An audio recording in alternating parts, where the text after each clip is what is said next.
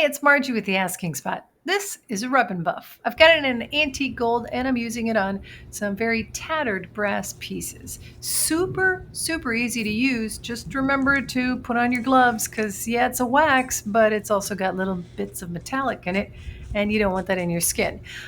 You rub it on, little goes a long way, and then use clean cloth to buff it off. It dries almost instantly, and if you miss a spot, no biggie, you come back and you add more.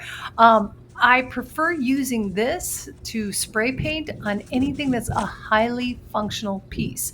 Like these guys are hinges, so if you're just doing something decorative, sure, go ahead and use spray paint. But if it's something that's going to get handled a lot, you'll probably rather use rub and buff because it doesn't chip as much.